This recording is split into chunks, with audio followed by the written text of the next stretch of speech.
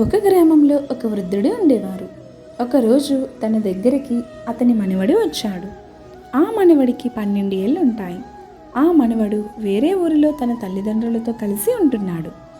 మనవడితో కలిసి ఆ వృద్ధుడు ఆడుతూ పాడుతూ బయటికి తీసుకువెళ్తూ ఉన్నారు.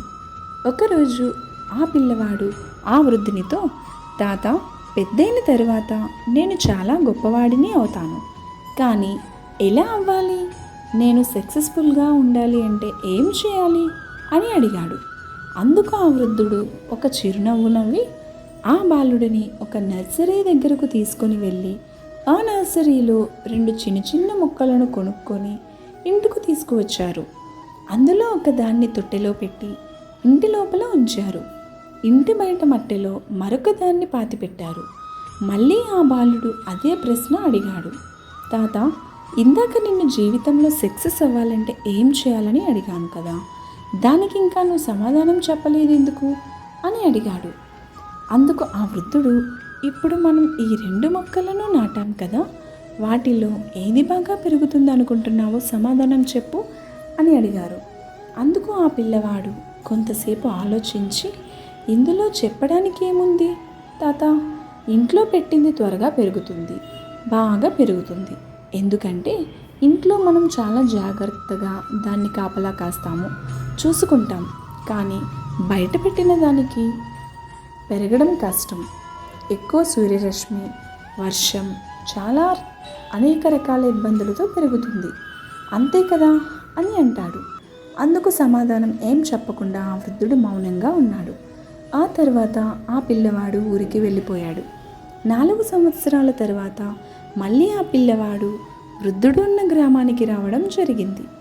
ఆ పిల్లవాడు మళ్ళీ, తాత, పోయినసారి వచ్చినప్పుడు నేను నిన్ను జీవితంలో సక్సెస్ అవ్వాలంటే ఏం చేయాలని, ఎలా ఉండాలని అడిగాను, దానికి నువ్వు ఇంకా సమాధానమే చెప్పలేదు, ఇప్పుడైనా చెప్తావా అని అడిగాడు.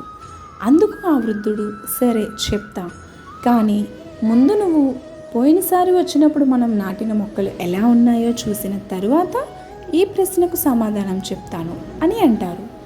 ఇద్దరూ కలిసి ముందుగా ఇంట్లో నాటిన మొక్క దగ్గరికి వెళ్తారు. వాళ్ళు నాటినప్పుడు చాలా చిన్నగా ఉన్న మొక్క ఇప్పుడు కొంచెం పెరిగి పెద్దదైంది. అది చూసి చాలా సంతోషిస్తాడు మనవడు. ఆ తర్వాత వాళ్ళిద్దరూ కలిసి బయట నాటిన మొక్క దగ్గరికి వెళ్తారు. అది చాలా పెద్ద వృక్షంగా మారిపోయింది.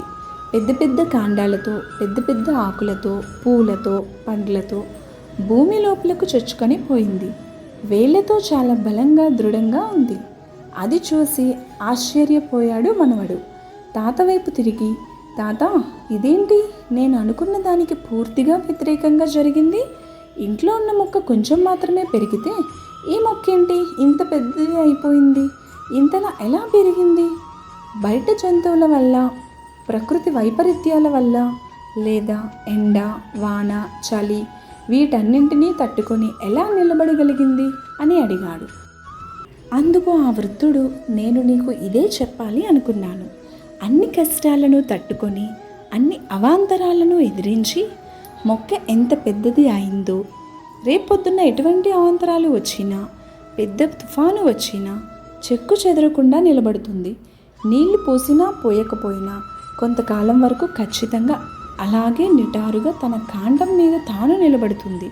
నలుగురికి ఆశ్రయం కూడా ఇస్తుంది.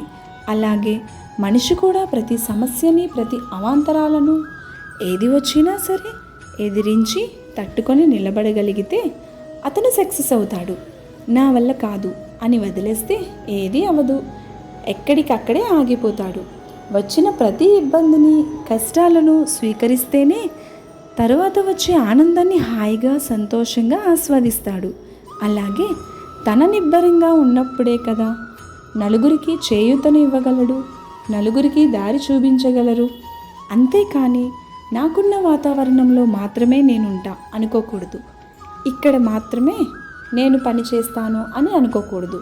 అలా అనుకుంటే జీవితంలో ఎప్పుడూ ఎదగలేరు, ఎప్పుడూ సక్సెస్ అవ్వలేరు.